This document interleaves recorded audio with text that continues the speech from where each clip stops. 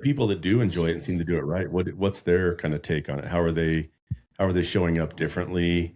You know what I mean? For us, us people that haven't got to go on those big hunts. I mean, you've got this kind of sample set, of people, and those people that you see that enjoy it the most. What do you think that their magic kind of sauce is to that? I think it's gratitude, and I really think it's like that whole I mean, like Casey, his elk hunt this year, like he was just poured over grateful, right? Like that's the best part. Like every time I see anybody that's like having a really good time, it's just super grateful for the experience. I like what you guys do. I think is amazing. Like you guys do it super hard. I'm in awe of you guys. I love what you guys do. I think that's the coolest part about like our friend group, our network is like that you get to see like these guys doing it the hard way that Mhm. that might not have the most successful way, but they're doing it. Certainly not. they're doing it. You They're want doing it in. meat in the freezer, like don't follow what we do.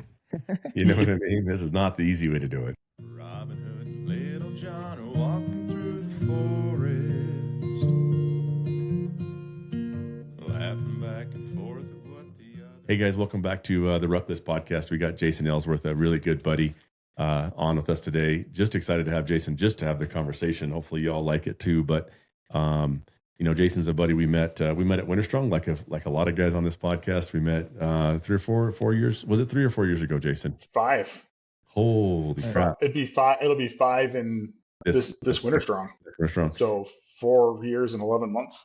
That's crazy. Yeah. And it wow, it doesn't feel like it's that long. But Jason, you've had a lot of different things you've done as even just since I've known you as a career. You've had a lot of big life changes, and that's something I want to dig in on.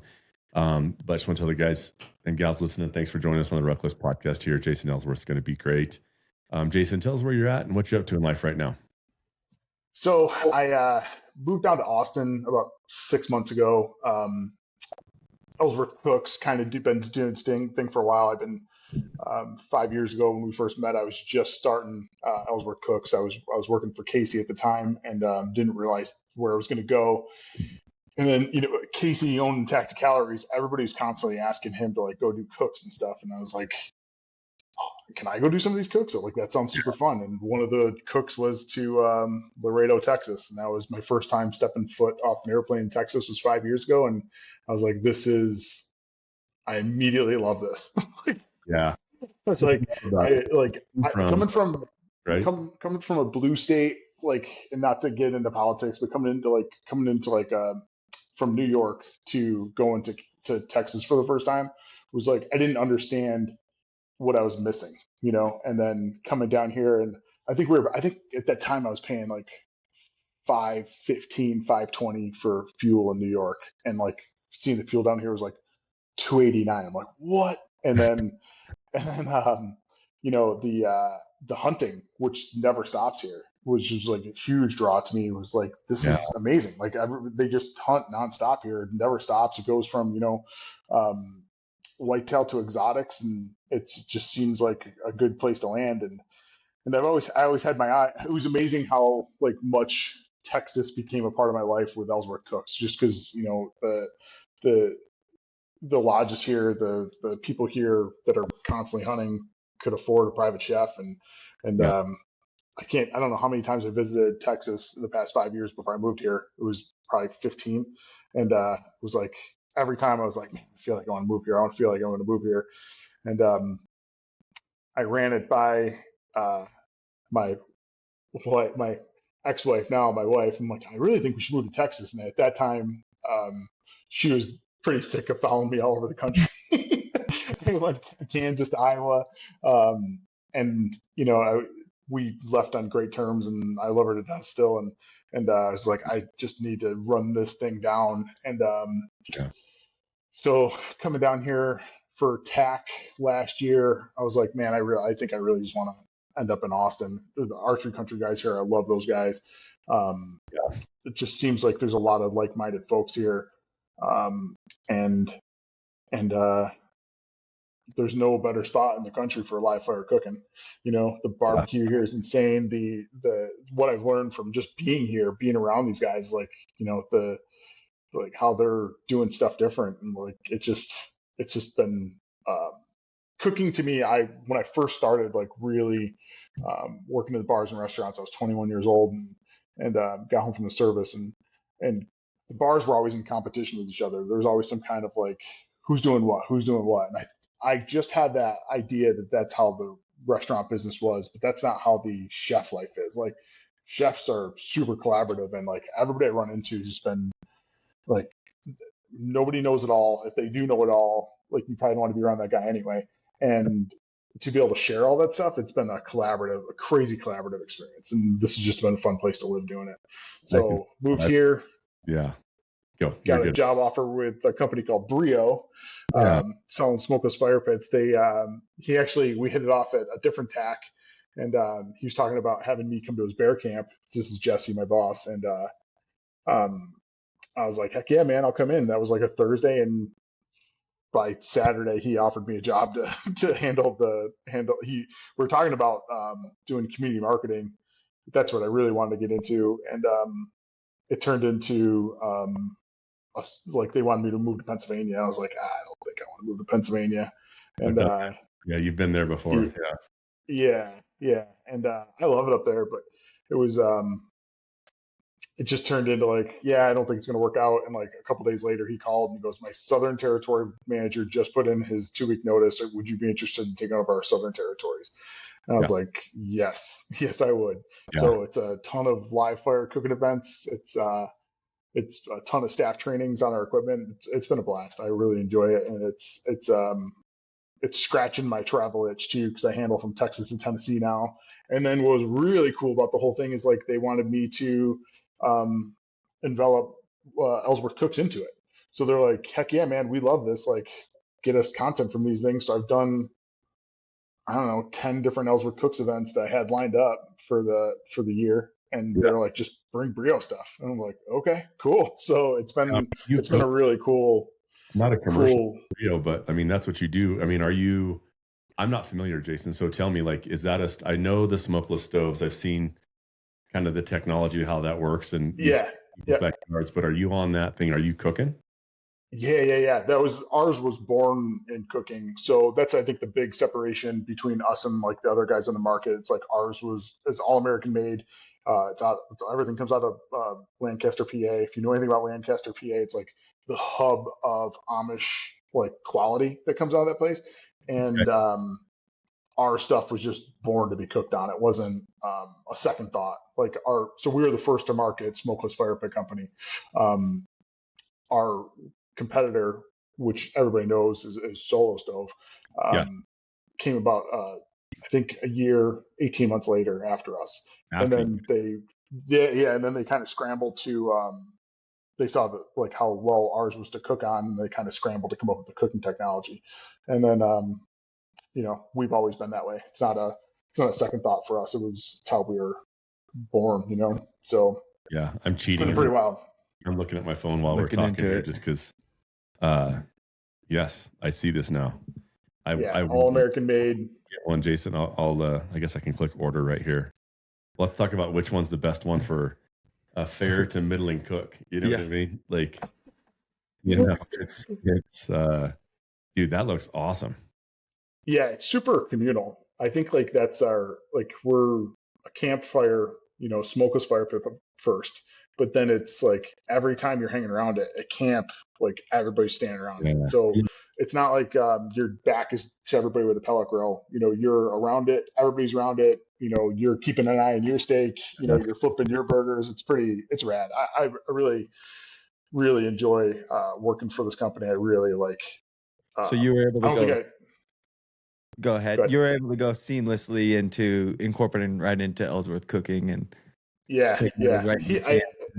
they knew of me before. I think Brandon Hirojo put in a pretty good word for me from Montana Knife, another Winter Strong connection through Casey, and they really liked what I was doing with Ellsworth Cook stuff, and it makes sense to me. Like everywhere I go is somebody that can buy that. It's not like I'm going to cook for Uncle Joe's backyard 4th of July Hamburg party. It's usually I'm going to pretty high end places that are interested in buying, Montana Knives, Yeti coolers, brios. Like they're like, Yeah. and I just get to stand there, be the expert on all that stuff. And Yeah. I'd probably be pretty crappy at selling windows or garage door openers, but Yeah, I get that. Yep. I get that. And so, no, that's cool, man. So you're getting to go into camp with those. I love the idea of sitting in a circle and getting to serve. I mean, something we took from Winter Strong. The first one I went to, we did it, we did the flip-flops. And because of that, I bought the, I forget the big hanging charcoal grill. But we've done a ton of flip-flops for people. The tripod that hangs the grill from above. Oh, birch barrel. The birch barrel, yeah. Yep. And it's a lot to move around. I mean, it's a whole thing. And like if Tyrel sees this, like, okay, we'll get it over here, we'll take it apart and get it in your truck. But I love that idea of having people kind of circled around the fire and communal eating that is like a flip-flop or anything. Just let's all throw some meat on the grill, sit around this, both, we'll enjoy the heat and we'll eat off of it as well. It's kind of a cool idea. Yeah, what's better than that? I feel like men have been doing that since cavemen, right? Yeah, nothing's better than that. It really is. So that's awesome. And Jason, that kind of leads me, and I kind of prefaced you this, I kind of teased you this question before we got on, but I really want to talk to you about just the journey I've been able to see you go on in the last 5 years, because our last podcast, me and Tyrel talked about this. It was our New Year's Eve record, dropped at New Year's January 1st. And just this idea of everybody's thinking about setting goals. They want to be better. We all, I don't know about you, but I'm like, okay, Winter Strong's coming. I better lose, let's take a quick 15 and run every single day, just so I don't feel so ashamed of myself when I show up there, because it's just full of savages, right? But I think because of that and getting to meet you, I didn't realize the first time we met you were just a month sober, right? Yeah. But and then can I ask on that? Did you say, in your mind, did you get sober or did you just quit drinking? Because there's kind of two camps there. Do you know what I mean? Yeah. It's the weirdest thing in the world to me to think like I just knew that it was super unhealthy for me. So right. I think like at that time I was just cutting out everything that wasn't making me better. And there's never a time except like in late night, business deals where I was on fire. I kind of missed that aspect of it. I sold a lot of beer, at 11 o'clock at night. Yeah. But I sold a lot of beer, drinking beer. But no, I think like it's the weirdest thing to explain that like I don't think I ever had an alcohol problem. I think I just felt like crap all the time and I didn't want to feel like crap anymore. Like I'm blown away by guys that can like drink until 10, 11 o'clock at night and wake up next day unaffected, go for runs, do all that other stuff. Man, like if I did that, I was a piece of crap for not one day, but 2 days. And then I started looking at guys like Casey and guys that were just like living a better life, like what they were doing. When Casey brought me to Winter Strong, I didn't know. You were my first friend at Winter Strong. You're the first like guy I ever like really talked to. But I think like food. I'm like, I know how to cook, and so I'm gonna. Yeah, I didn't. Whatever it takes. It's an honor for me, man, because you're a staple. You're a staple there in the community at this point, right? And so it's cool. It's cool that I get to be that guy to you. Yeah. But, yeah. But I think it was just like looking like going to Winter Strong was the catalyst for like raising my own personal bar. I had an idea that I didn't want to, the beer industry, I was in it for 15 years. It was absolutely killing me, especially COVID, like I handled a few thousand bar and restaurant accounts across New York State. And I handled a team of like 20 guys and 180 breweries. And every single one of those things demanded some kind of my attention. And the hardest part about all of that stuff was when COVID hit, watching second, third, fourth generation bars and restaurants close, especially in New York. They were just so hard on small businesses. Yeah. And I thought I could save them all by, drinking 10 beers a piece in each place. And it didn't work. All it did was destroy me. And I told my wife at the time that that I was like, this is killing me and I can't do it anymore. And she's like, find something different. And I jumped without knowing where I was going to land. And I landed at Tactic Calories and with Casey. And Casey's Casey can't be any more tied into the Sorinex family than he is. And he's like, you're going to fit in here better than I do, and you're going to love these people. And he couldn't have been more right. I feel like it's, I wasn't looking for a tribe, but I sure found one. Yeah. Yeah. And then out of that, I mean, so you show up that first day, because I'm going to kind of keep pulling on that thread of, change your group of, let's say for us, change your group of men, and it'll change your life. Right. What else did you see when you got there? What did you pick up your first couple of days going, okay, I'm going to make some changes. What were those first couple changes? I mean, just like walking around thinking that I was a badass and sitting in that room and be like, oh, no, sir, I'm not a badass at all. Yeah.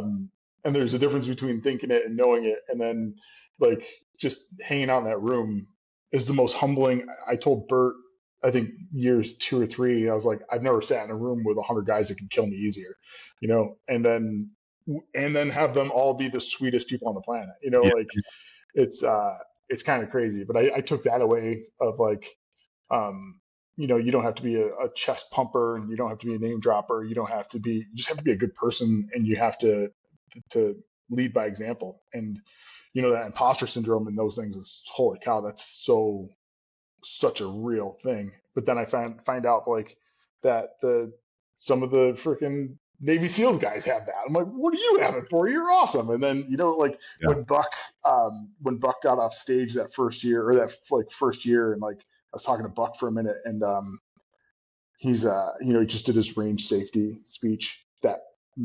If you would have told me 7 years ago that a range safety speech would make me want to blow through a wall, like, like, what are you talking about? Yeah. So I said something to him like, man, that was awesome. I'd run through a wall for you.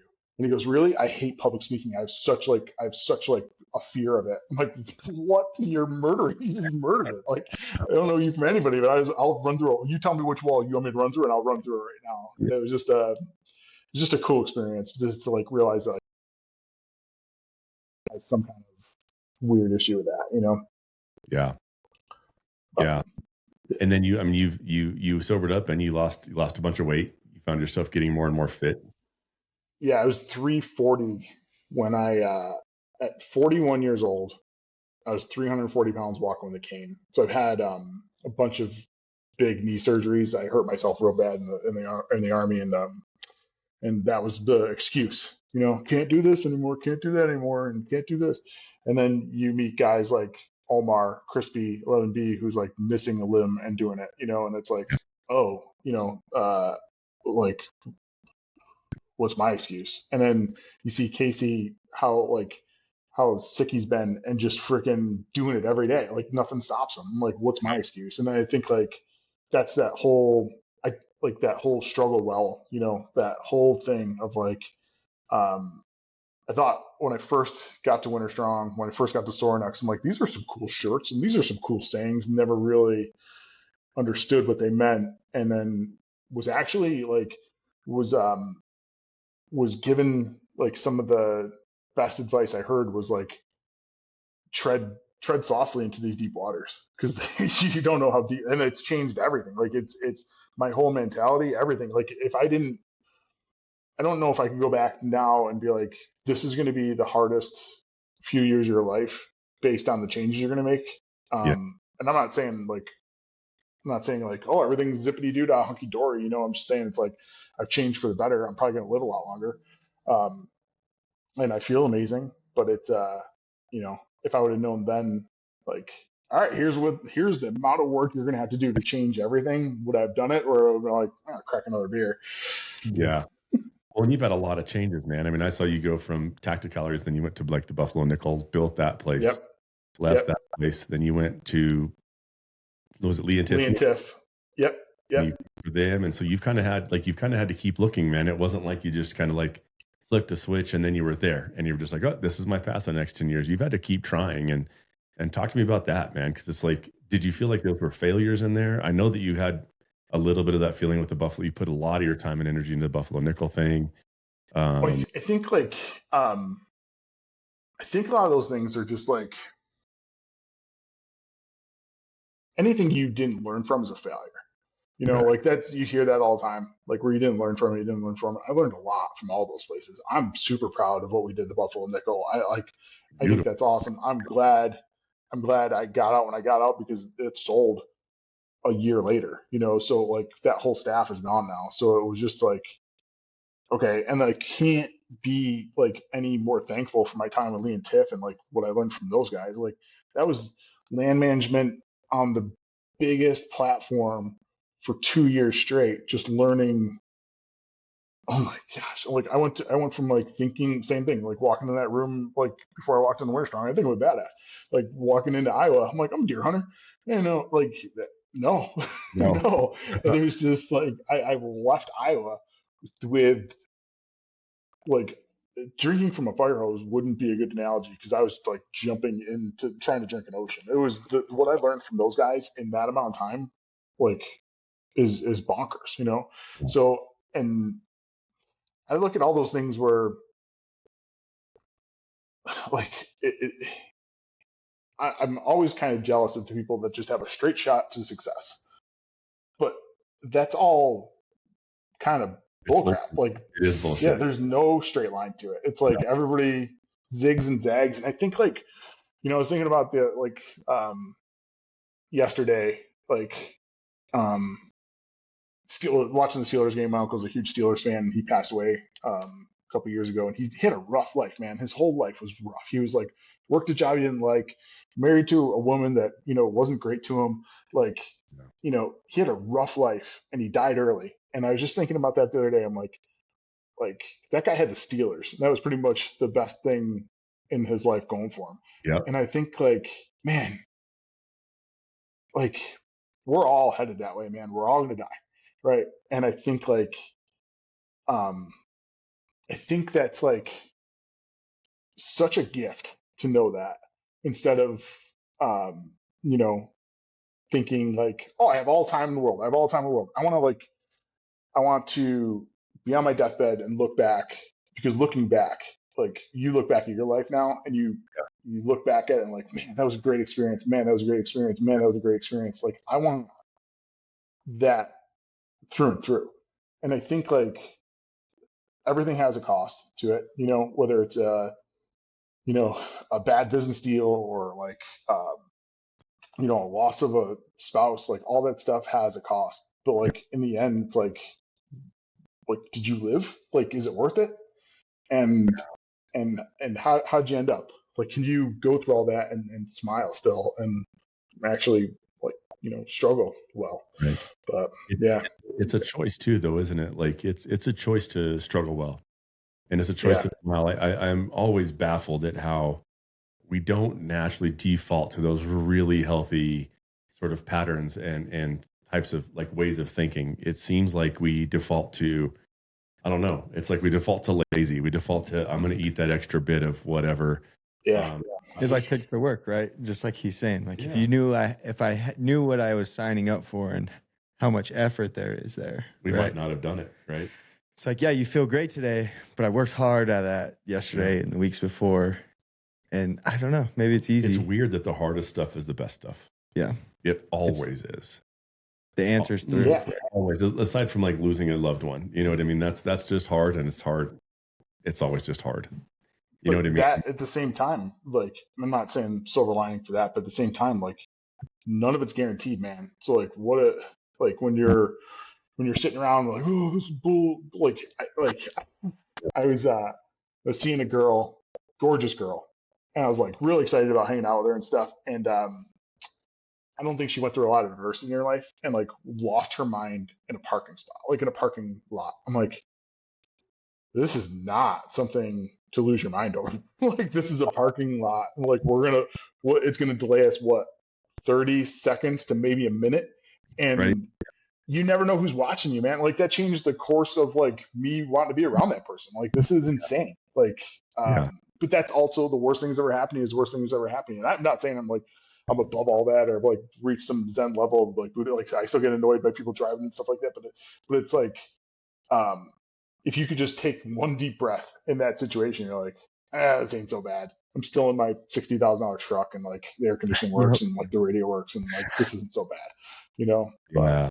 it's just so easy to default to like, this is bull. And like, but we talk about that as like doing the hard things to be mentally tough there in those moments. And we've talked about it where it's like crashing out is kind of acceptable. Like, I just went off the rails. Yeah. Right. And it's like, I don't know, there's that need that monthly, I don't know, that's something hard mentally that we just don't get all the time. Yeah. And I'm the same way. Like even on a Saturday, if I know I've got a Saturday off, I'll go do something that sucks first thing in the morning. If I know I want to have a relaxing day, it's almost like I got to earn it. But it's just like, you have to do the hard to enjoy the good, right? You just do.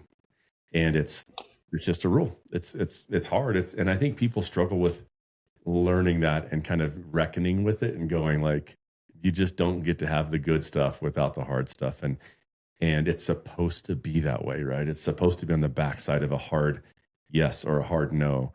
And like where you've been, Jason, where you've gotten, you've had to have these moments where I'm sure, when you start with tactic calories and then you switch to the next and you switch to the next, like those are hard moments where you go, I've got to go find that next thing. And what am I supposed to learn in this, Yeah, it's I think that's the problem with the kids today is that, they're constantly little dopamine hits and never big ones, and I think that's why you see so many kids like depressed now, where, geez, did you know anybody depressed when you were 15 years old? I didn't know what that was. I didn't even know what that was. I mean, you have kids that are sad, but I mean, especially where we grew up in such a poor area, you know what I mean? That everybody's fucking poor. Like the rich kids, the kids that lived in the 1977 tri-level, those were the fancy houses in our hometown. You know what I mean? If you had a nice new double wide, but that's pretty fancy. That like deep depression, I don't remember seeing those red flags you hear about in a high school, middle school setting these days. No. I mean, you had kids. I mean, it's, I was telling Joel the story that we had some kids that committed suicide when we were younger, and they were depressed. Something was off. I had a kid in 7th grade who got in a fight with this kid. He was picking on me. I didn't pick the fight, right? There's like this group of kids that decided they just didn't like me. And dude, the one of them beat me up, and my dad was like, next time you knee him in the head and you smash his face in the chalkboard and you don't slow down till it's done, So of course, months later, this kid punched me in the face. I beat the shit out of him. He goes home the next day and hangs himself. He got kicked out of school, and I was like, forever in 7th grade, I was like, I killed this guy in my mind. That's not what you were asking. Wow. That's a way tangential. Yeah. It just made me think of the kids I knew that were quote unquote depressed, right? You really saw it play out in that way. And I think that's, that's the extreme version, but no, like I think a lot of kids call it depression, which is such a permanent word, right? Versus like, we all have sad days. Like, I don't know about you, Tyrel, but I have days where 3 or 4 in a row, I'm like, I'm fucked up, man. I'm just like, and I spend those days trying to like, how do I get my shit together, right? And I have the pattern for like, all right, well, okay, what's your food look like? How you been eating? Right. How's your sleep been? And have you been in the weight room, or you've been moving your body enough? And it's those 3 things are kind of my recipe for getting sort of back on the tracks, like you said earlier, when you crash out. And it's just, if I look back at the week prior to that, where if I have a 4-day run, it's just dog shit. I look at the week prior and I goes, well, I wasn't consistent, with just giving myself good food, good sleep, and some good movement, and it just starts there. And it still might be bullshit, right? I've been in a lot of situations, especially in the business life, or when your marriage is having a hard time, where there's nothing I can do about her, right? Like if she's in it, she's in it, but I can do my best to get myself at least squared up, and give myself some breathing room, so that when she does try and drown me, so to speak, that I've got some fresh air in the lungs, Yeah. I do know. Yeah. It's, I think it's, one of those things where if you're not taking care of your foundation, you can't build anything on it, and nobody else can walk in there, and that's I learned pretty quick that like, been separated for a while now. It's like, if I'm not the best human I can possibly be, how am I supposed to be? Like, how am I supposed to find the human I'm supposed to be with?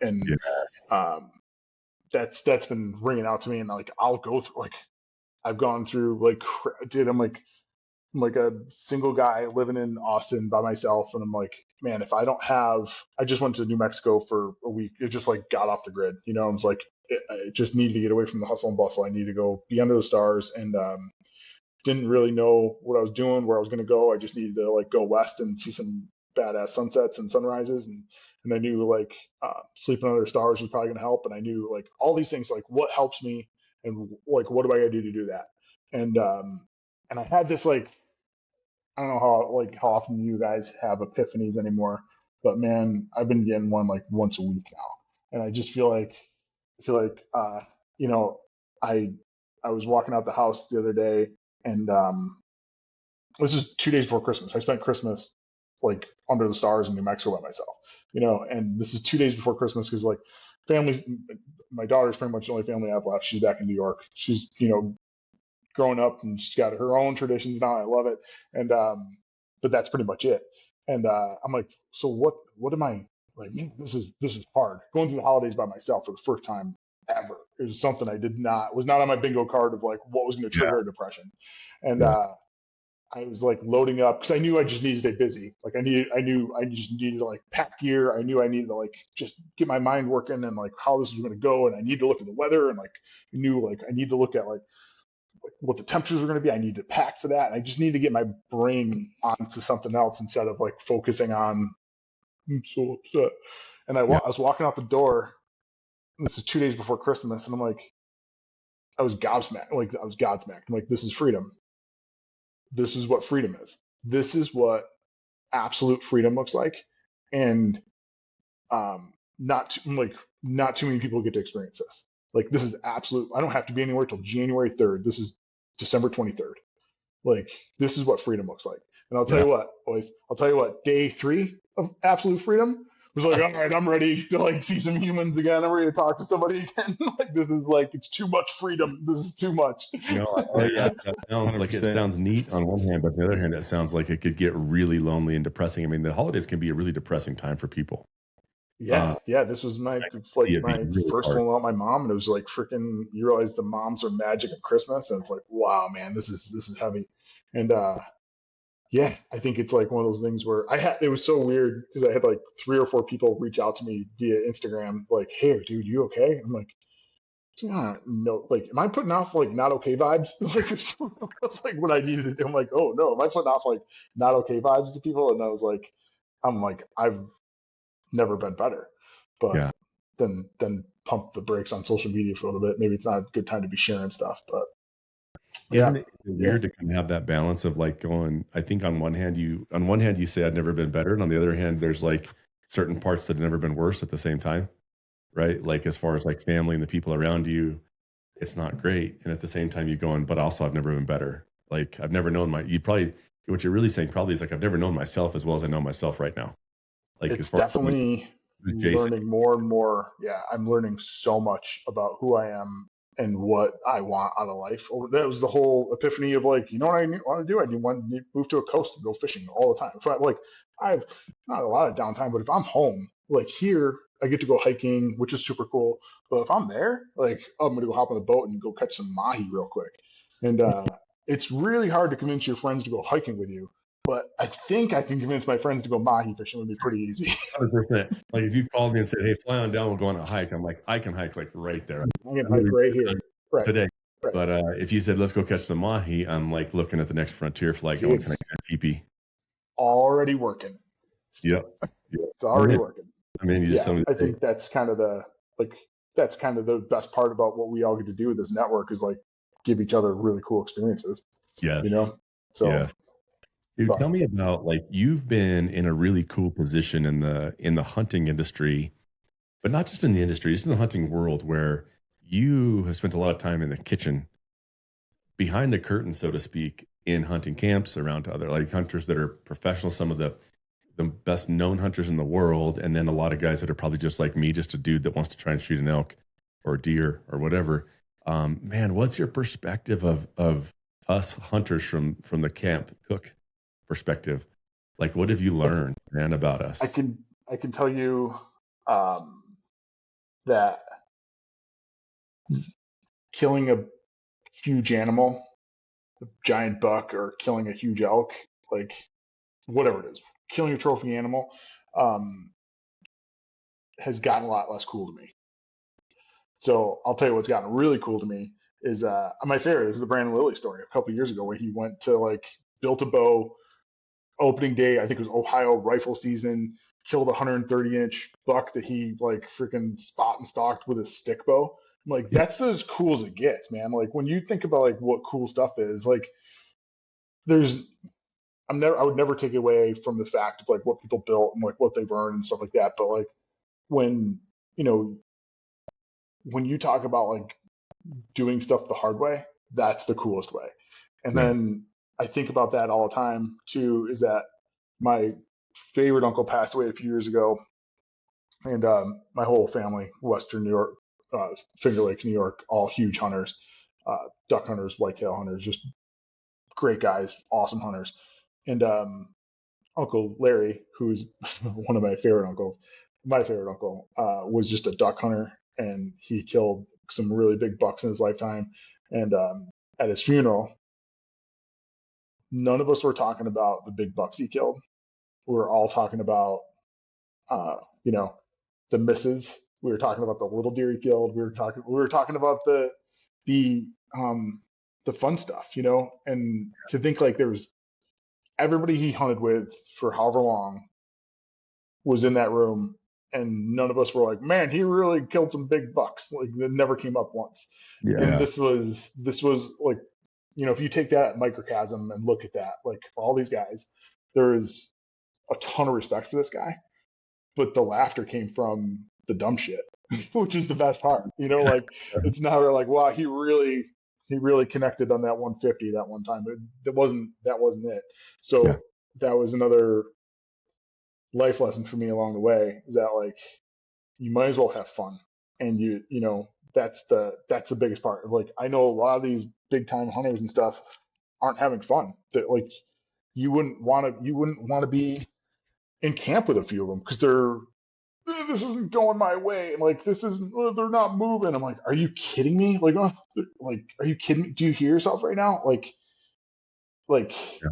are you hearing yourself right now? There's like it just kind of hit me pretty hard about like what was really important, and I'm super blessed to find that out without having to spend tens of thousands of dollars to do it. You know, got to see it. so The people that do enjoy it and seem to do it right, what's their kind of take on it? How are they showing up differently?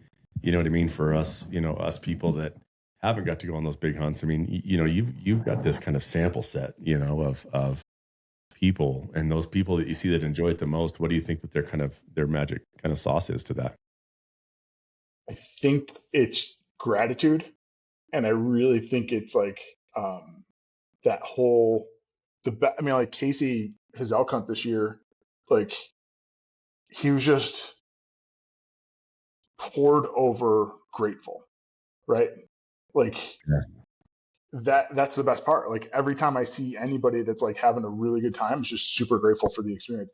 I like what you guys do. I think is amazing. Like you guys do it super hard. I'm in awe of you guys. I love what you guys do. I think that's the coolest part about like our friend group, our network, is like that you get to see like these guys doing it the hard way, that you know, that might not have the most successful way, you know, but they're doing it. Certainly not. They're doing it in the freezer. Like, don't follow what we do. You know what I mean? This is not the easy way to do it. But I think when I look at guys that are like, you know, grateful and like are appreciative and have a ton of reverence for the experience, it's like Fred Bear, you know, a man who walks into the woods for the trophies, missing the reason for the hunt. You know, like that's I couldn't agree more with that. You know, I think it's the guys that are like handing it to people, like that are, you know, and I know why they're handing it to people, because when they see that person, you know, kill their first duck, catch their first, you know, they see that kid or person, you know, kill their first deer, catch their first fish, you know, kill a duck, whatever it is, like that's big medicine, man. Like that is big medicine for me. Like I love watching kids catch fish now. I love watching kids hunt now. And it's like, I'm not the foremost expert on anything, but I can sure as heck help a 12-year-old out, you know? And I think that's one of the coolest things that we all get to do now. Yeah. And I think that's the best group of guys out there right now. It's like passing along, like with Mr. Wesley and Jack. You guys watching this? Yeah. Oh yeah. How does that not put the biggest smile on your face over and over again? Like, I don't know who I'm more jealous of at this point in my life. I'm more jealous of Jack or Mr. Wesley. I don't know. Like, but I asked Mr. Wesley at Summer Strong, I'm like, who do you think's having more fun, you or Jack? He goes, ha, couldn't tell you. Yeah. What do you? He wasn't lying. And Jack, I don't like. I think Jack's a smart enough kid to know like that he's blessed to have Mr. Wesley, and it's just such a fun thing to watch. I'm jealous. I'm excited about it. I love seeing it. Like, and I don't think it could happen to a better group of people than those two.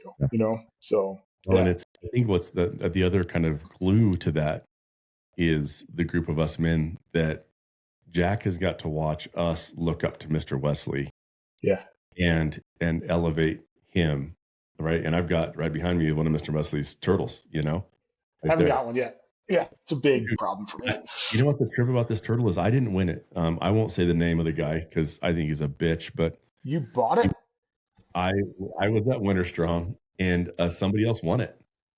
And he Yeah. looked, we were back kind of behind stage and I was helping out with stuff. And he goes, "Hey man, you want this? I don't really want this thing." And I was like, that's a legend right there that just made that turtle shell. And I was like, hell yeah. You know what I mean? Hell yeah, I Yeah. want this. And I couldn't, it felt like such a, just a dishonorable, I don't know. And he did, you know, this guy is pseudo famous and he's probably got all kinds of shit like this. But to me, Yeah. it's a treasure, you know, and it's why it gets to live in here. And so but I think that what Jack is getting to see is he's kind of like looking up to us and then us men going, then there's Wesley. You know what I mean? And so I Yeah. think Jack has learned from Bert and the rest of, you know, and mostly Bert, but the rest of the guys at Winter Strong. And he goes, oh, I get access to the guys that I already look up to. They look up to him. And so I think Wesley has like, he's kind of used Bert like that glue to recognize just how special that opportunity is to get time with Mr. Wesley and learn some old school, I skills. love it. It's so cool. And I was lucky. I got to go hunt with him in Missouri last year. I got to be in camp with Wesley and Bert and, Jack and Jack's dad. And so it was really fun getting to sit around camp and get to be a part of those guys' journey. And Jack is a good kid. I love getting the text from him. And that kid shot a couple proper bucks this year. Shot some real nice bucks this year. Yeah. Oh yeah. It's so much fun to watch. And that smile on his face, Exactly. it's amazing. I love And he's it. been I able to love get it. out here. I've got him set up to get his points or his tags in kind of out west here. And I told him, I was like, you got to start now. You know, it might not be this next year. It could be this next year. But I said, hey, let's we're actually one of the guys on the Ruckless team is going to start. We're doing kind of a 5-year Western hunt sort of timeline for how to apply for tags and set yourself up for a kind of a 5-year loop of, you know, okay, get a point in Montana, get a point in Wyoming, get a point in Colorado. If you want to hunt that first year hunt, you can go do over the counter Colorado, you know, and then year 2, you're going to get another point in, you know, Wyoming, go back and get a point in Colorado, go hunt Montana. So we're kind of working on this kind of plan for guys to go, here's how you approach the West. And if you want to hunt an elk or a mule deer every year, here's how we can set this up, you know? Well, sign me up for that. Yeah. That stuff's awesome. That point system is bewildering to me. Like it is, Absolutely. especially like how many different states. I actually got pretty blessed this year to I got invited to do my first archery elk hunt in Wyoming this year because I'm a disabled veteran. The guy gave me a tag, so I was like, Where's that please. Evanston, Wyoming. Yep. R&K Outfitters. It borders Deseret, so it's 200,000 acres. He's like, you know, we're not going to kill some. He's like explaining to me that like I'm not going to kill a monster. I'm like, I could care less, man. Like, just like, you know, get me in the mountains. Like, I can't. Last year in Montana, hunting with Lee and Tiff, everybody went on glass duty. Like, I was glassing nonstop. It was so much fun. Yeah. They had me climb this. I was thankful that I started getting my act together a while ago. They had me climb this, like, it was a mile. It was called Rattlesnake Hill, and you'd park at the bottom, and it'd take you. It was a mile walk up, like however what it was a mile to get up to the top. But it was by the time you got up there and watching the sun come up. And this is private land, Montana, eastern Montana, and just hearing bulls rip, man, it was I would have climbed that mountain the rest of my life, like every day, just to sit up there and just have those Yeah. bulls rip. So actually, it was really funny because I was applying for a Montana Life job, and Josh called me, and I was like, oh my gosh, he's calling me to give me this job. It's gonna be amazing. He called me, and I answered the phone on the side of the mountain as I was classing. And he goes, hey man, I just want to like let you know, like we're gonna go a different way. I'm like, normally this would ruin my day, but right now, no problem, man. I appreciate it. Yeah. So Can't bring it's me down. can't bring me down. No. That's a toughie applying for a job with a buddy and they're growing and you thinking like, oh, sure, he's going to hire me, and him going, you're just not the guy for the job. Like, Yeah. really Yeah. hard for him too to make that call, right? I mean, that's a toughie. Yeah, I also think it's like kind of crummy for me to ask in the first place if I'm not the best candidate. Like that's and obviously there's certain things that they're doing stuff like Brandon's just so technologically driven that I was in the interview and they asked me about my organizational skills. I'm like, yeah, man, pen and paper, everything. He's like, yeah, it's not gonna work for us. I'm like, oh, okay. Like, okay, all right, yeah, no problem. So, those guys are amazing. I'm still like really close to all of them. I'm blessed to have them in my life, and it's neat to see it all. But I think like, um, it all works out, right? And I think Oh, that's an important thing over and over again is like, with all the crap, everything that's gone wrong, like it's easy to sit there and like let that feeling wash over you. I'm like, oh my gosh, this is screwed up. I did this wrong. I did this wrong. Like, think like at the end of it, like you just need to flip that narrative. Like, what an amazing experience I've had. Like, how cool has this been? Like, and it's like, it's like how blessed I am to like experience the things I've experienced in the past 5 years under my own, like, I land in places and I like work jobs and stuff like that, but like everything's pretty well, like, I'm like, I will go work for this guy. Like, it's never like, what am I going to do next? yeah. It seems to be always like whatever happens, like it happens the right way as it's happening. It's never, oh no, I'm really screwed now, So Yeah. I say that. Yeah. Well, you land on your feet. I think it becomes on the backside of just hard work, though, right? I mean, I got to see you in the middle of the Buffalo Nickel work, and kind of we talked a lot during that time, and it was like, dude, you busted your ass on that thing. It wasn't just like you showed up like I'm going to be camp cook and chef and run this. Then all of a sudden you're running the place. Now you're construction manager. Now you're playing the walls. Yeah, we did it all. It was a small team, and the what we built there was amazing.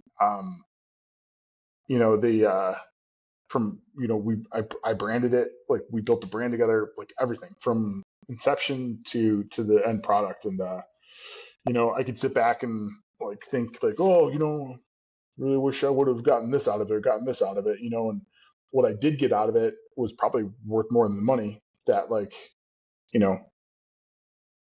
maybe don't trust everybody that seems trustworthy. Maybe don't, maybe get some stuff written out in paper or in ink, and all those things where it's like, and it's easy for like I'm not mad at that owner anymore. Like that's how he operates. That's how it is. And like if I would have known that in the beginning, I would have had the experience, and I'm thankful for the experience. Like that was the last year of my dog's life, and like my dog was with me nonstop, like riding around side by sides, like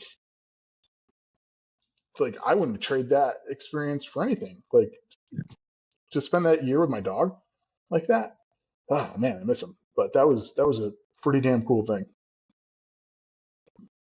Yeah, you don't know until you look back, but Yeah, I just, this whole conversation has been awesome. You just radiating that kind of like looking at the perspective, and you get to create that perspective. Which side of this angle do you want to look at it from? And it's like, yeah, you sitting at those tables, getting these opportunities. We're quick to, I think, to go to that negative perspective sometimes, yeah. but that freedom piece is like getting back, sitting, looking at it. How do I feel? What does this actually look like? Oh yeah, I learned a lesson here. I learned a lesson here. Right. This is sweet. Yeah. And Tyrel, Yeah. you're getting ready to do that too. I mean, you work with us in one of our companies and you're going to move on. Yep. Which is super cool, right? Yep. I mean, but I think you're probably watching Jason going, okay, he did it. Yeah. I can do it, right? Take a step, go find something new, see where I'm gonna land, that whole thing. Yeah. Being able to look at that sphere too from all the different angles and like, okay, yeah. I think we get caught It's- up in like having to have this big career and this financial gain and all those things that we're chasing. And I think that when you make changes and you're forced to look at like, well, what's the good that came out of this? That maybe it wasn't a financial thing, but it's a thing I learned, a relationship I got out of the back of it. And I think that that's what those changes and the life experience you're having here, Jason, is teaching us is like, there's a lot more to gain than just a dollar bill out of this deal. Now we all need it. You know, dollar becomes pretty close to oxygen when it comes to paying bills and, Yep. you know, putting diesel in the truck to get down the road. But outside of that, like, you know, if you're not an asshole along the way and you create good relationships, like that can really catapult your career or your hobbies or whatever else that you want to go out and try and do. You know, we'd go back to our buddy Jack. We were just talking about that kid has had my back on a bunch of different stuff and taking good care of me. So when he says, I want to go out west and hunt, I'm like, cool, I got you. You know, it's not a dollar bill thing, right? He's never worked for me and never worked for him. But it's like, hey, I'll support you and I'll help you experience this thing you want to experience out west, right? And so it's cool, all those things, man. Talk about, I just, like any conversation, I look at the clock and it's almost been an hour, Jason, but I know something that Tyrel, he hasn't said it, but Tyrel loves to cook. And so I don't know if we can shift gears a little bit to food here.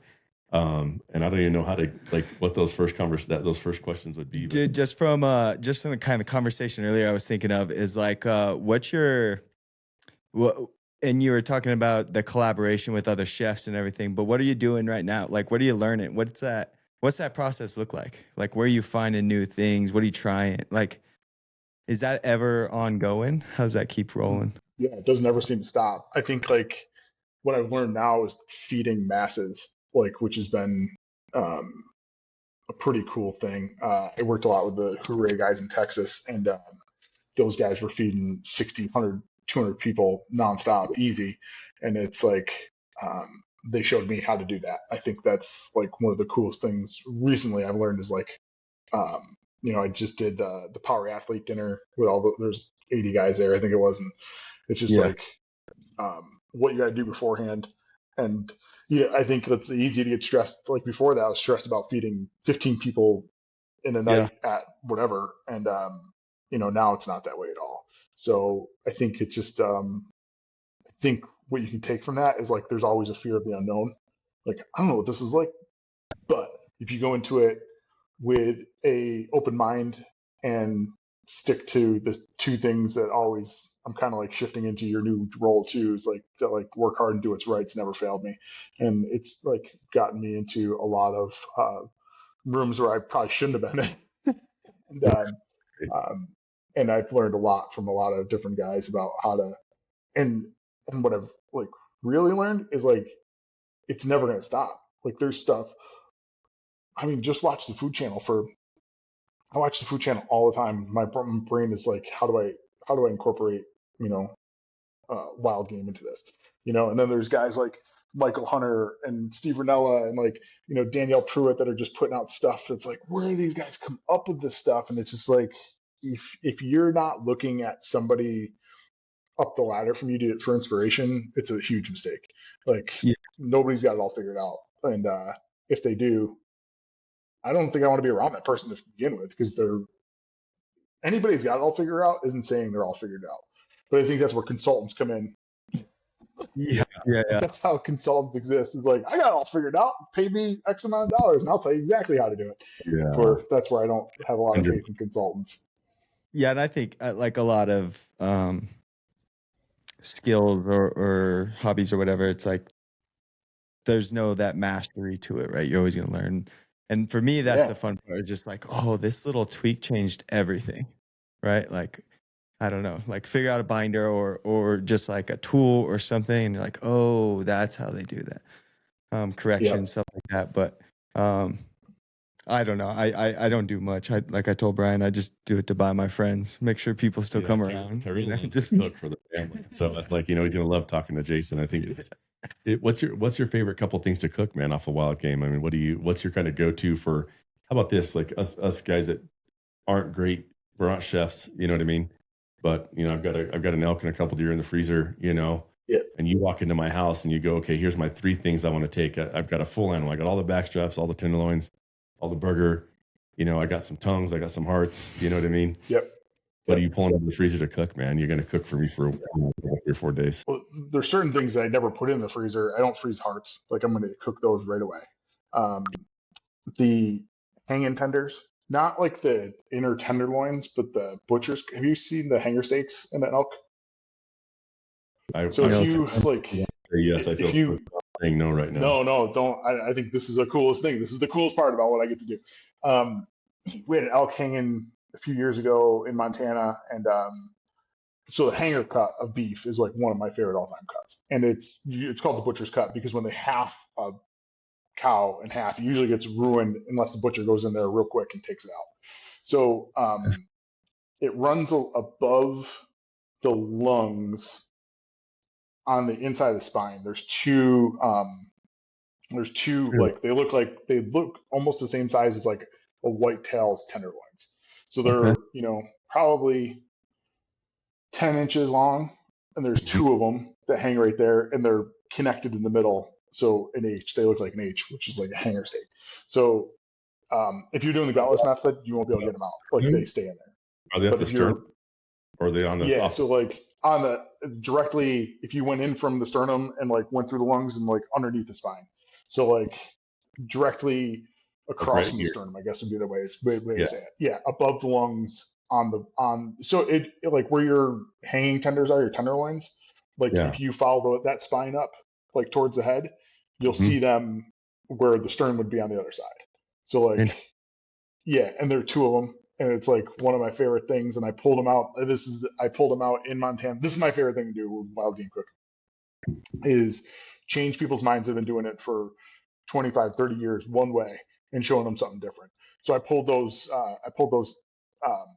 hangers out and I brought them in the house and just salt and cooked them over, like sliced them like I would into medallions, like I would like the tenderloins. And put them on a plate and fed everybody. And David, the owner of the ranch. Are you cast iron, salt, pepper? Are you on the grill? I'm salt, pretty much just salt. To begin with, if you want to add like a lot of people add stuff. Like if you're adding spices too early to put stuff on the grill, you're gonna burn those spices a lot of times. That's where you get like acrid flavors out of it. So I think like if you burn pepper, like it has a different flavor to it. I've over peppered stuff. I ruin it because you think salt and pepper put on the grill, but it's no go. So for me, I let things sit out, get warm, like to like a not room temperature, but like if you're putting stuff on the grill cold, you're fighting the cold, and it does this. It tenses up hard. So like I'm letting them come up to a good, not room temperature, but like 55 degrees. I'm immediately salting them. So immediately salting with like a fine salt, and that fine salt permeates, like actually sits into the meat, and you'll see like the juices coming out of the meat. So before I cook it, I dry that off. Drying off meat is something I see people just not do, and it's like the biggest mistake, because what you're doing is you're creating a vapor, you're cooking moisture first before you're searing the steak. So I'm drying it off as best I can. I'm re-seasoning with salt, and then cast iron beef tallow, open like charcoal fire, lump charcoal fire. But I fed that to those guys, and David, the owner of the ranch, says he's been killing elk for 30 some odd years, and that was the best piece of meat he ever had out of one. No way. He's like, I won't be doing the gutless method ever again if I got to get these out of it. And it's just enough for 5 or 6 guys to snack on beforehand. But it's things like that are like, I get it. If you're backcountry, I'm sure you could still get them out. Like if you just open up that sternum. Yeah. Well, pretty much always. Like I do a gutless quarter, and then I'll either what I call like open the trunk. So I'll cut that behind that back rib, cut through the spine with like a little like cable saw. And then you can just kind of pull that spine back and get to those tenderloins. But I tend to still gut them because I'm still chasing that heart and liver anyway. Yep. I quarter them gutless to start with. You know what I mean? That way, protect all that meat, and then we'll gut them, and then we'll go pull that spine or pull the pull the liver and heart out of it.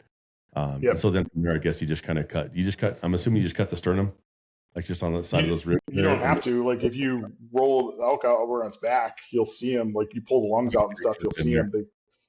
They sit right on the spine. There's just two. They look like tenderloins. So they just sit right there. And continue up the spine. You're going to find two more. I'm just going to call them little baby tenderloins inside there. Yeah. Nice. Have you had hanger steaks before? Yeah. Yep. Yeah. It's the hanger steak out of a beef. So that's exactly what it is. It's like, it blew my mind. I'm like, oh, when I first saw them in there, I'm like, oh, those are, whitetail has them, but they're not big enough to do anything with. They're like the size of like, chicken fingers. Elk's a different story. They got some good ones in there. So, but I think that's the coolest part about it. How about heart? How do you prepare heart? So I clean it. Like I'm making sure there's no blood in it, making sure like all the ventricles. So this is really, if we still got a minute, I can tell a really cool story. Yep.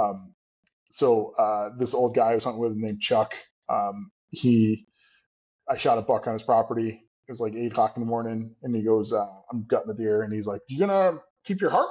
I'm like, "Nope." And he goes, "The last one you give away." I'm like, "Yeah, right, old man."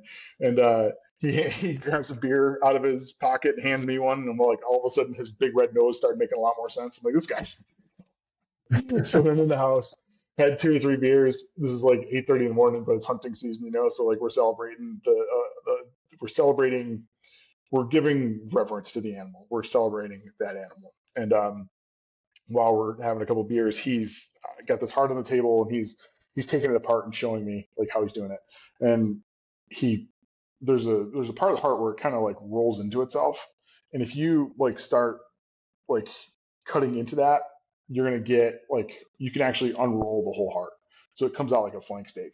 So you're taking away all the ventricles, all the white, all the fat as you're doing that. Like the top of the pumper, you really can't it's a good dog treat. Not too much you can save out of that. But by the time like a whitetail comes out and it's, probably 14, 15 inches long and, probably 5 inches wide. And then you slice that up, and he cooked peppers and onions to like 90% of the way done. And then threw that heart in the last 10% of the peppers and onions and just mid-rare on it, and put it on a plate with some eggs in front of me. And I'm like, this is going to be so gross. And I just want to get it over with. I'm like, okay. And I'm like, stabbed a piece of heart, stabbed a lot more peppers, onions, put it in my mouth. I'm like, it didn't taste bad at all. It tasted awesome. Like maybe I just didn't get enough of the heart. And next piece, I just got the whole heart and threw it in my mouth. And he looks across the table and goes, "That'll be the last one you give away, right?" I'm like, "Yep." And that was, I don't know, 30 years ago. And it was definitely the last heart I ever gave away. And I think that's, not only does that pay homage to the animal, but it pays homage to Chuck, who taught me that. So I think that's the best way to do it over and over again. I love doing it. And now with Danielle Pruitt, I don't know if you guys read her stuff at all, but she's pretty amazing. She does a whiskey butter heart, which is incredible. So like butter, cooking the heart, same way, 85%, 90% of the way done to mid-rare, putting butter in the pan, a lot of butter, and then like a good maker's mark or whiskey, and then lighting it on fire. And it's a pretty cool thing for everybody to see. And it's freaking awesome because it like sears the outside of it. And it's just like that whiskey butter flavor is just, yeah. So that's one of my favorite things to do now too, is whiskey butter, but always never freeze. I'm never freezing hearts. They just don't freeze that well. I think like when you get off flavors in meat, it's because there's certain fish that you can't, like lake trout, you can't freeze lake trout. Like it's going to taste like crap. There's just certain things that like go into the freezer and they're going to get ruined in there. And there's like, there's things that like might as well not freeze them then. So I don't really freeze hearts, tenderloins, backstraps. If you can help it. Yeah. What were you going to ask, Tyrel? Oh, just you kind of cut out just a bit, but okay. So where the heart kind of folds over itself, we start cutting that, and then we're laying that out like a flank steak. Yeah, so like you're unrolling it the whole time. So you're getting like this, I don't know, like not half inch, maybe 3/8 inch, like perfect like flank steak. It comes out. and you're Yeah. unrolling it the whole time. So as you're unrolling it, which is great because you're not dealing with the whole mess of a heart at once, you're like removing all the ventricles, all the You're like cleaning that, spider veins. straightening it, Yeah, as you go, and then boom, we have a nice little slab here, chopping that top yep. off a little bit. Okay. Just slicing that into So much easier than the into last couple fajita times. bites. Yeah. Next time you guys are doing it, just FaceTime me. FaceTime. Yeah. Yeah. How about the liver? Those are my dude? favorite FaceTimes. I get a lot of those. It's the Oh, I best. don't know what to do. I It's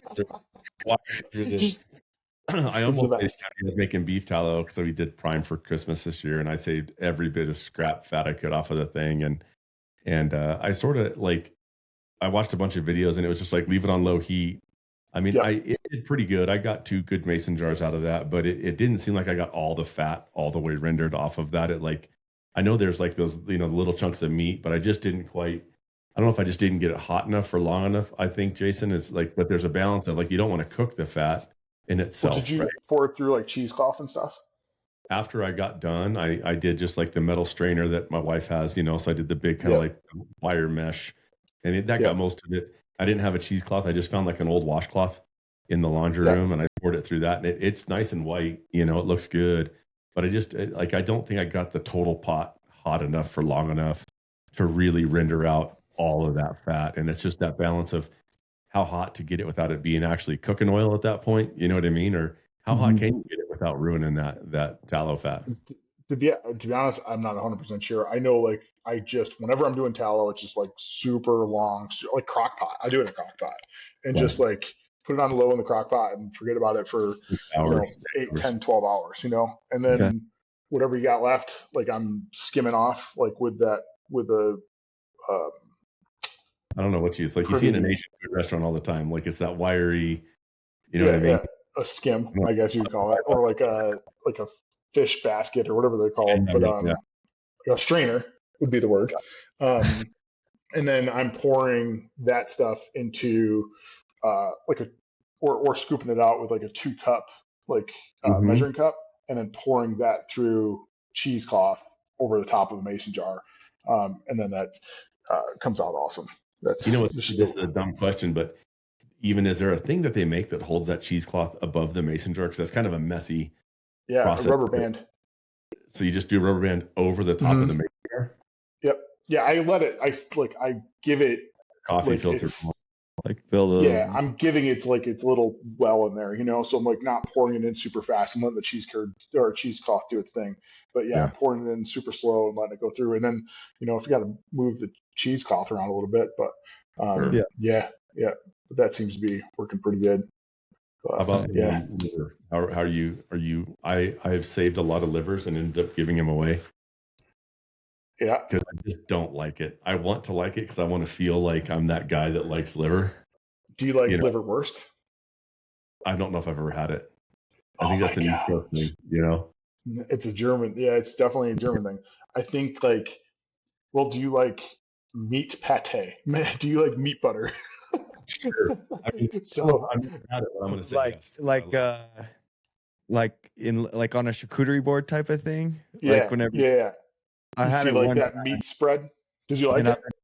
I've been searching for that, chasing that dragon forever. I've never had it again.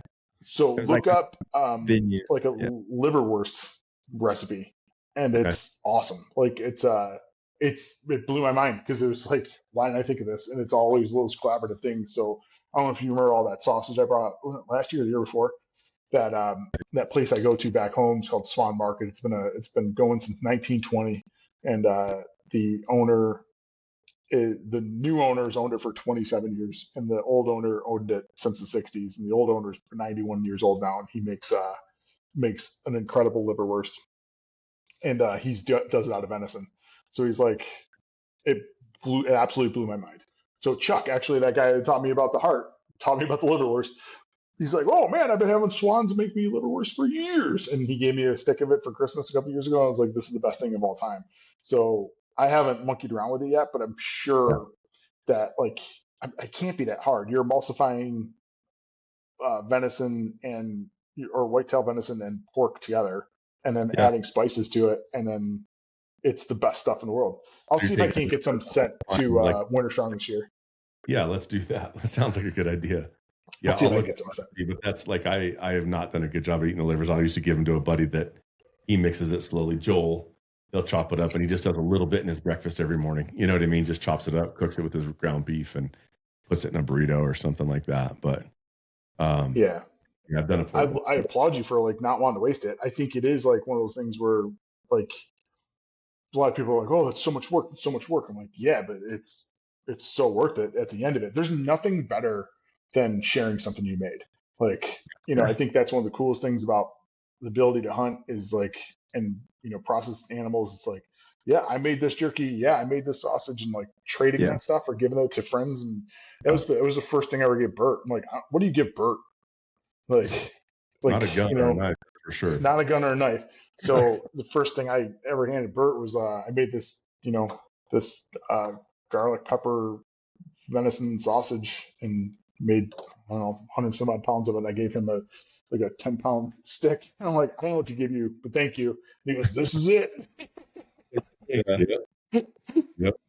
Yep. So I think that's some of the coolest stuff you can do. Is to like make something and share it, trade it, share it. Yeah. I think that's why I love cooking for people so much. It's like to service to love. Like I'm like when I'm making stuff, I'm like putting love into it, and I'd probably be a pretty crummy like line cook if I didn't know the people I was cooking for. Yeah, but, I agree. Yeah. Yeah. What's the hardest thing there is to cook on the animal? What's the thing you're like, oh, I can tell you something I screwed up recently. Yep. Bison brisket. Okay. I just thought, I'll just do this like a beef brisket. The big difference between our brisket, like the Angus, black Angus cow that's been, grass fed, grain fed, or whatever it is those cows are usually, a year and a half old. Yeah. The bison that my buddy shot was 16 years old. And I can tell you, like, I didn't factor that in. So I cooked that brisket like how I would cook any brisket. And it was, and all the guys are these are all family people I love. And they would never be hurtful about anything. And we're eating, like, I'm looking at everybody like, how'd I do? I've been working on this thing for like 18 hours. How'd it come out? And everybody's like chewing a boot. Like, oh, no. Is it really that? I picked up a piece and like the flop looked right. So it was like had the right bend to it. And I like bit into it. And I'm like, I was like, guys, I'm so sorry. Like, let's do something else for dinner tonight. Like, I'll fix this. And is there any saving that meat? Can you not take? Yeah, actually, I threw a ton of barbecue sauce in it, crock potted it, cut it up into like finer bite-sized pieces, and then put it on brioche buns the next day, and everybody lost their minds over it. So, I mean, that was a 18-pound piece of meat that you just didn't want to throw away. But exactly. And so you can kind of pull that back and kind of you just add a ton of moisture, a ton of time, and a ton of time. Yeah, I stopped treating it like something that you could render the fat through, and started treating it like like a crummy cut of meat, and just time and temp. So but yeah, those are. It's hard to when we're consuming venisons, elk and whitetail and bear. Those things are athletes. They're not like cows. Cows are, not really athletes. They're the biggest thing that affects a cow is stress. So like having a stress-free life for a cow is awesome. The biggest thing that affects wild game is us, like how we process that and like what we're doing wrong to it, how it went in the field, like how I just froze it and I didn't vacuum seal it properly, or like whatever it is. Like we're the things that screw up wild game. And I think like wild game is not beef, so it's you're hardly cooking it or you're cooking it forever. There's no real in betweens for it. So I think that's like where people kind of screw up is like I can tell you the first piece of venison I ever had in my life, my grandfather gave it to me. Like he cooked it well done, put mustard all over the top of it. It was disgusting. But those guys that like were hunters back when I was growing up. They weren't the ones cooking in restaurants, and they weren't cooking in the house. Their grandma was cooking. You know, like you don't have grandpa's cooking, you have grandma's cooking. And to think like those those guys, this is a great buck line. It's traditional mistakes, like how everybody bangs on top of a scope to fix the scope to set it in. It's traditional mistake. Like you haven't had to do that since the 60s ever, but the steel's gotten a lot better in scopes, and like that doesn't have to happen anymore. The traditional mistakes, like just recently where I grew up, like back home in New York, Naples, New York, lake trout are trash fish. You ask anybody about lake trout in New York, oh, gross, gross. We cook them. I cook them for breakfast. Like after I'm off the water, cook them, cast iron pan, lemon, Old Bay, and I put eggs on top of them. Might be one of the, you wouldn't know the difference between that and salmon. You take that same fish and you put it in the freezer, you're destroying it. So it's like little mistakes along the way that like, but the traditional mistake is like every guy that caught that fish for the past 50 years tried to cook it like it was perch or walleye or like some other thing. Like you can't cook it that way. So, you know, those traditional mistakes have been, I have a new rule, like unless I've cooked it and ate it, like I don't believe that it's, I mean, like Audad at Winter Strong last year, I think it was, Christian brought us that Audad. He's like, and I was like, what's it eat? He goes, it eats a lot of prickly pears and like eats this stuff. And you know, that ram, I think was like 12 years old, old ass ram. So like he brought us back straps and even cutting it like with sharp ass MKC knives was like, you're hacking into him. Like, geez. So like, how do you make that Audad edible? You know, we cut it into the same size like whitetail, like loin sections, you know, where it's, you know, half-inch thick, and pounded the heck out of it, cooked it as hot as you could over the top. Like people couldn't believe it was Audad. I marinated it in like pineapple juice, jalapenos, all that good stuff, and people couldn't believe it was Audad. But I always think that like that's all another traditional mistake. It's like when there's nuisance animals or things like that, like where it's hot and like guides don't want to have to deal with that. So it's like, yeah, that stuff's no good. Let's just get the head and get out of here. You know, that's the same thing with feral hogs in Texas. The same thing with like snow geese in the Northeast. Like all those things have such bad raps, but it's like, who's telling you? Or like, I want to know the, like, all right, where's your source? Have you personally cooked it and tried it? No. Like, well, who told you? So-and-so's tried it a couple times. Does that guy cook normally? No, he doesn't really cook normally. Like, what the hell does he know? So like, I want to know for myself. You know, that was the first geese I ate, like when I was, you know, 25 years ago when we started killing geese. Like, those things are crap. Just throw them in the ditch, which I hate that. Yeah. Like, I hate that. Like, I get it. There's certain things, you know, coyotes, stuff like that, that like, that are, have to be managed and stuff like that. But like, if there's edible stuff on an animal, like, we should probably try it out. Yeah. So, you know, the Canadian geese, like, is one of my favorite things to cook and eat now. And it's if I were to listen to everybody. Like I do a crock pot recipe with the breasts where I'll just throw them in. I literally just throw them in like 6 breasts in a crock pot with a jar of, what is it, those pepperoni? Cream of mushroom soup? No, it's those. Oh, you do like the redneck jar. Yeah. The whole thing. Yeah. I bet it's good. It's delicious. Pulled pork, it ends up being a pulled porky kind of, you know, my wife doesn't like it, but I like it. And I'll eat it on, just like you said, like a brioche bun sandwich, or I'll take a Tupperware of it to work and just eat it with a fork. I mean, that's how most of the meat I kill gets eaten. I ate that before you guys got here. It's like a pound of ground elk. You know what I mean? With some A1. Yeah. I don't know. I love that's it. Just, I'm an idiot, and so it's easy. But I want to hear how you cook it. I like it smart. It's simple. Which I think is like the more simple I eat now, the better I feel, the better things taste. You know, like once you get away from, I haven't had sugar in probably a month now, and it's like, boy, if you go out on a sugar detox and you taste a blueberry, blow your gosh dang mind. Like, that's all blueberry tastes amazing. This is ridiculous. It's because we have so much refined sugar in our diets that it's like impossible to taste what sweet is because we're so overdosed with sweet. But it's a Canadian goose. I pound out the breast, so I take it and like slam it out, so it comes out like a big cube steak. I have a cuber, so like we'll run it two or three times to like have it comes out like a huge cube steak, and then I marinate it and like it's the easiest recipe. It's like, you ever see that Lowry's pineapple teriyaki? Pineapple teriyaki. No. Sounds delicious though. Yeah. It's like a thick sauce, like most grocery stores sell it. As I'm talking about not eating sugar, this is total sugar round. But like take that, 1 cup of that, 1 cup of like a good red wine, like a Cabernet Sauvignon, and then like good orange juice and olive oil, and mix that all together and put that breast in there for 24 hours, and then the next day, hot as you can get a grill, one side, and it'll blow your mind. Blow your mind. Okay.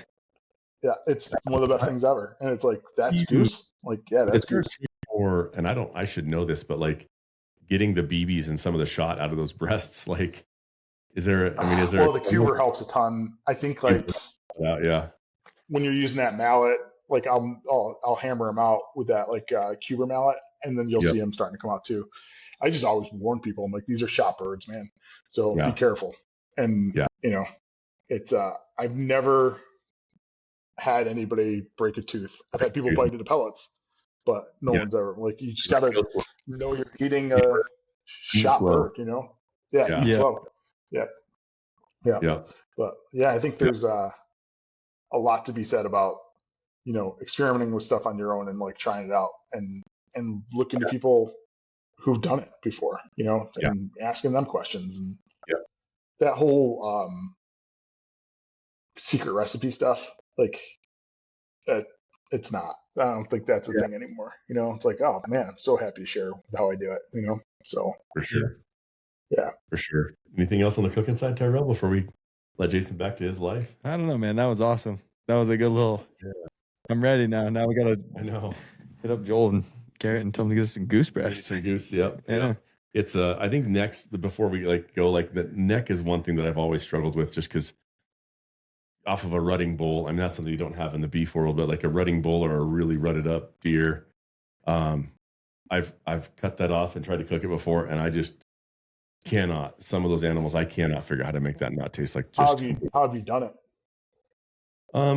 just the same thing, kind of trying to pound it out, you know what I mean, and get that. Yeah. I've tried crock potting it before. I've thrown it back. I've had him like, well, the guy that does our processing, I'll have him like set it aside and do like ground separately and make sure I know, because I don't want to ruin the rest of the ground if it's just really funky, you know. But it's just that funk, man. I've had a hard time just eating around that funk with some of that, with the rutting, really rutted up deer and elk. So in whitetail, I can speak to whitetail specifically. Like that's all new muscle. You know, that's all new rubbing muscle. Yeah. So new muscle is usually a more tender muscle. So like with whitetail specifically, we do whole neck roast. So I don't imagine you could do it with elk, but I'm sure you could section it up and do it. But we take like grandma's roasting pan for turkey. Yeah. Put a bunch of liquid, you know, peppers, onions, all your aromatics at the bottom of that, and then put that neck roast on top of that. Sear it. I'm going to sear it. You know, I'll maybe grill it for a minute or two to like get all the brown, like get it browned up pretty good, and then I'm going to put it in there for hours, like 4 hours, like 350 degrees, and then just you're going to pick out the bone. Like I do this with my shoulders too, my front shoulders, my whitetail. It's like one of my favorite things to do is just to do like barbacoa shoulders. So just like long, slow cooks where you could probably do that with this with the neck too. Is I smoke those shoulders beforehand. Like I'll smoke them at 225 for like 3 hours. You know, just to like get some good smoke on them, and then I'll put them into a roasting pan, seal it up with beef broth, peppers, onions, carrots, all that stuff, and then do another 3 hours at 250, 300 degrees. Submerged all the way. It'll eventually you're just cooking it with the steam from the broth, and like all the drippings fall into that, so it'll be your gravy at the end. But it's important like to really seal that up, so you're making like a sealed environment for that thing to slow cook in, and by the end of it, over the top of it or something. Then is that what you're saying? Say again. Like a lid. A lid on top of that. Aluminum foil, lid, anything that like you really seal it up with. But by the end of it, 3 hours later, you can grab that like scapula or the vertebrae and just go, and all the meat falls off. So yeah, it's pretty awesome. I thought that with whitetail, and I almost always I'll shoot a couple does when I'm out in Oklahoma, and I've thought that with those whitetail, just like it'd be great just to take that neck chunk, just as it is, vertebrae and everything in there, and just put it. I've seen those recipes it's like when you see a cheese pull on a sandwich, but like that grabbing that vertebrae and just going like shaking it off, and just that meat just dumps off of there. Oh yeah, it's the best. Yeah, Oh, I've never thought about filming it. I probably should film it once or twice because it's like the scapula's really screwed up my sausage making because I fell in love with doing that, like doing barbacoa sandwiches, peppers, onions, like on a sandwich with all that shredded meat in there. But like you pull the scapula, you pick up the scapula, and just everything just slides off it. It's like you don't have to screw around with silver skin, you don't have to screw around with like anything, like all that stuff, renders out, and it's freaking incredible. So yeah, now I'm getting hungry. Yes, sir. I was just looking at Tyrel like, let's go good. Let's go good. I love it. So, well, dude, good. Jason, as I knew when you said, what do you want to talk about? I was like, well, we're going to be fine. Trust me. This is super easy for us. And so, dude, you've been on a long time. I know you probably got work to do. I think that's probably good. Tyrell, you got anything else? No, I think that's awesome. Yeah. And really appreciate you, man. That was fun. Oh, I appreciate you guys for having me on. It's always good talking to you. So I'll see you in like 3 weeks, right? We got 3 weeks, just a couple of weekends. And then we're there. And so we'll be out. I'm going to go out a little bit early. Come out and help. I'll be in the kitchen a bunch again this year. Are you cooking this year, helping out with the river? Yeah, I'm doing Thursday night. I need all the help I can get Thursday night. My cousin's coming down again. But Thursday night, I'm going to need all the help I can get. That's usually catered by somebody else in town there, but you're going to take over. And yeah, I did it last year. We did it last year with the pulled pork. So that's right.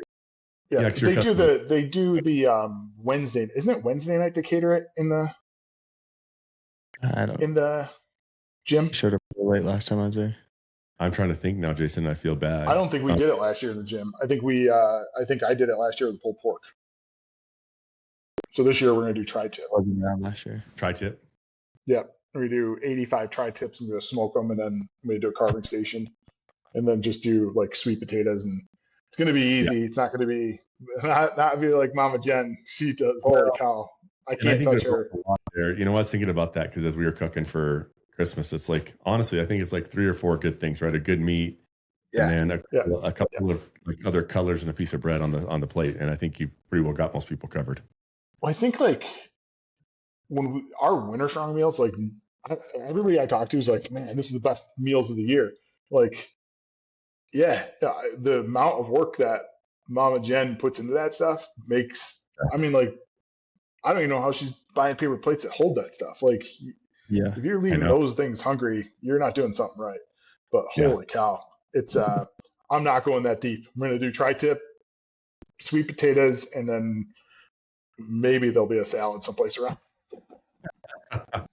We'll help out. We're bringing the Ruffles team this year, and I think we got what I committed to was I think two team members per meal, kind of 30 minutes before, 30 minutes after. Of course, if you need help, I'll be helpful. But what we found last year, it is such a feat serving that I think when Jen finally had some help, I think we ended up. I mean, you saw last year, I pretty much was in the kitchen all of Winter Strong this last year. It's a fun place to be. Much work, but it's a blast. I mean, trust me, if I get to be around the food the whole time and honestly getting to learn from you and Jen, and then Bert's buddy Austin that helped out a bunch over there. Dude, he's the best. I actually call him right after this because I'm going to make sure he's bringing that big smoker again this year so I can use it for the tri-tip.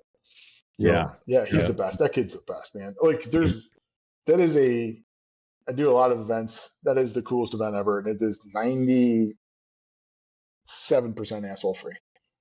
Yeah, absolutely. That's a really good number. It is a good number. Absolutely. Well, dude, good. Thank you. Thank you guys for listening. Jason, tell us real quick, just so we can help support you. I mean, you're out on the road, you're kicking tires and you're selling the Brio stoves. So we'll put a little link on the like below in our stuff. Hopefully we'll find, I always commit to these things on the podcast. Like Tyrell's going to, like, I can't do that, man, but we're going to figure it out. But I mean, check out the right? Just Googling that on the Brio. It's just BREEO, right? Is that right? Brio.com. Super easy. Yeah, Brio.com. And then I'm at Ellsworth Cooks. So it's easy stuff. So, man. Yeah. And anything I do to anybody listening to this, anybody ever needs help, just shoot me a message on Instagram and I'll help out any way I can. I think that's what makes the world go around in a really good way. So absolutely. Appreciate you guys having me on very much. Yeah, dude. It's super cool. So it's nice because I do get to see you soon. And so that'll be great. And we'll get some more good conversations. So thanks guys for listening. Hopefully you got something good out of us. Yeah. Yep. Thanks, All right. guys. We'll See ya. talk to you soon. Awesome. Thank you, guys.